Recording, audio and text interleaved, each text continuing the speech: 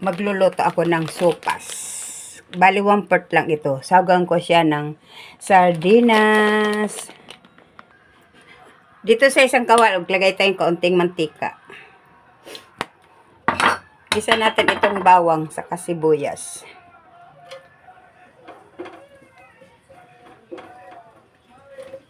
Samahin ko na.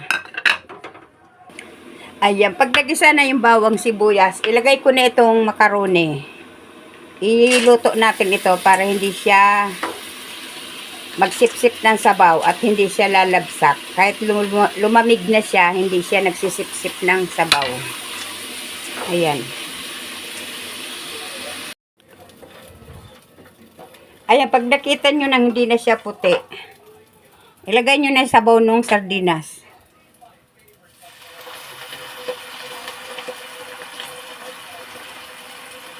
Itong laman, mamaya na to, para hindi siya madurog. Maglalagay na tayo dyan ng... Ilagay ko na itong carrots. At ilagay ko itong isang pirasong cubes ng hipon. Ilagay tayong paminta.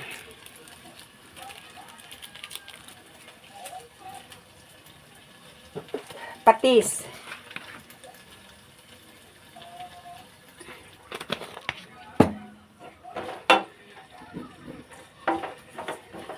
Ayan, tapos lalagyan natin siya ng tubig. Ayan, may pinakulo na akong tubig. Tapos tatakpan natin.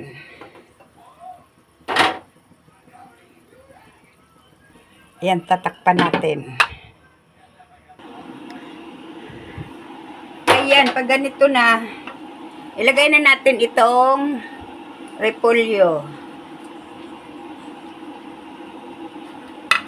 At ilagay ko na rin itong sardinas.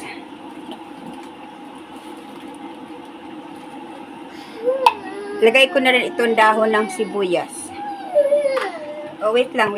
Malapit na. Ayan, lutuin lang natin saglit yung repolyo. Ayan, luto na yung ating sopas. Patayin ko ng apoy. Kasi lalagay ko yung gatas. Pag naglalagay kasi ako ng gatas, pinapatay ko na yung apoy. Para hindi siya mumuo. Ayan. Lagay natin yung gatas. Lalagay tayo ng isang gatas na powder. Para malinamnam ang ating sopas.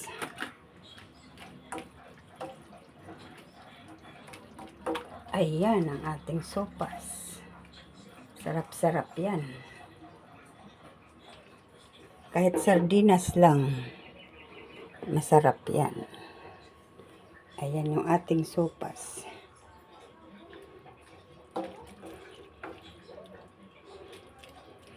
Yummy yan. Sarap-sarap. Ito na ang ating sopas. Tikiman na. Ayan. Masarap yan. Ayan. Hindi mo malalasahan yung sardinas. Ayan, sarap. Sarap niya.